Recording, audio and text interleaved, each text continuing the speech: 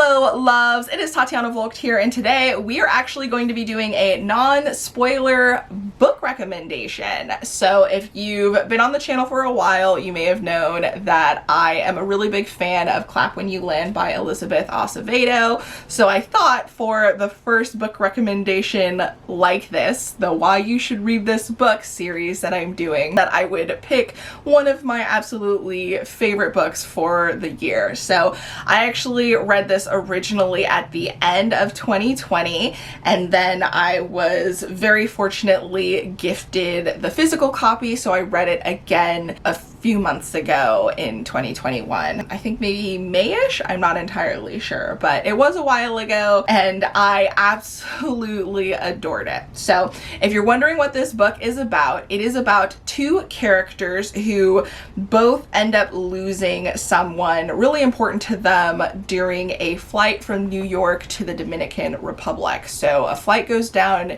and each of them has a loved one on that flight that ends up dying. And during that, it's kind of them dealing with the grief of losing someone that is really close to them, and then kind of learning things because of this loss that they didn't know before. So there's a lot of dealing with secrets or lies or not saying things to somebody or not resolving things to somebody, dealing with loss and uncovering things, dealing with family in different ways and learning what matters to you. And just there's a lot of different elements that are discussed in this book in, I believe, a very beautiful way. I think it was done very well. The story was really interesting and the writing is absolutely phenomenal. This book is written in verse, so basically everything is poetically written, but it is telling a story, and it's very clear what the story is as you're reading it, even though it does have this very lyrically beautiful way of things being written. Some parts are a little bit more lyrical and some are a little bit more story-based, but either way, the whole thing is very enjoyable. I personally recommend listening to the audiobook. It is narrated by the author, Elizabeth Acevedo, along with another narrator, as it is dual perspective and each one of them narrates a different one of the perspectives. I highly recommend the audiobook because it's such a beautiful book to read. And typically I don't like reading books really close together, but because this had that poetic aspect to it, it was almost like listening to a song on repeat. I don't know, it was a really enjoyable experience, and I did end up liking it even more the second time around, even though I loved it the first time. So that just goes to show how wonderfully everything was put together. There were a couple of things that I was like, oh, why would, that person do this? So I had a couple of moments there. Obviously, people deal with grief in different ways. Looking back on it, especially listening to it the second time and reading along, I ended up picking up on some things that I had missed the first time around that kind of explained the few things that I was like, I don't know. But overall, this is a really strong book that I really recommend.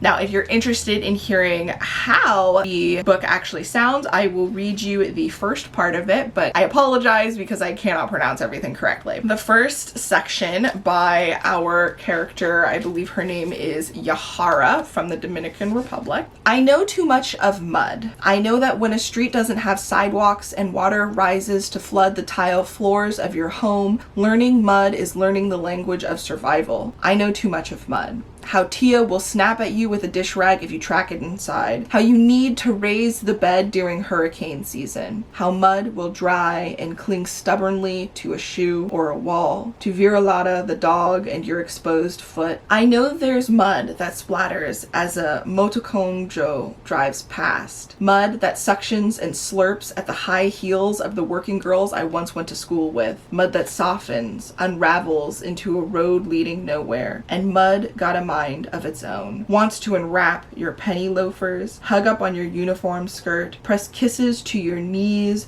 and make you slip down to meet it. Don't let it stain you, Tia always said. But can't she see? This place we're from already has its prints on me. I spend nights wiping clean the bottoms of my feet, soiled rag over a bucket, undoing this mark of place. To be from this barrio is to be made of this earth and clay. Dirt packed, water baked, third world smacked, they say. The soil beneath a country's nails, they say.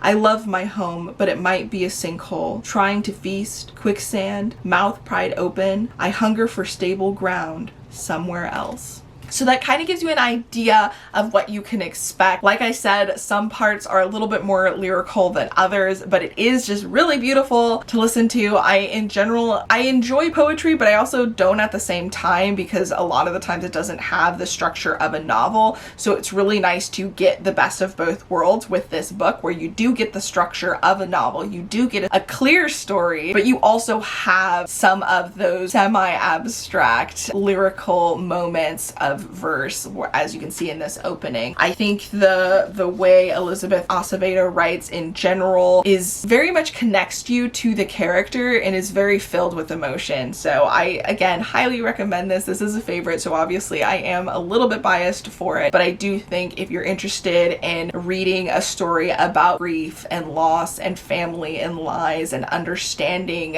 in a situation or a time that's very difficult, this is a really good one. And I also definitely appreciate any books that are by women of color and about women of color, and this kind of just ticked all of the boxes for me, and I think it's a book that everybody should read. So I hope you found this recommendation useful or interesting. If there's anything you would like me to cover specifically in future recommendations, let me know. I'm probably not going to do this a lot, but I figured it would be nice in the future. So if you made it this far, include a leafy emoji down below, and I will see you in the next video. Until next time, bye!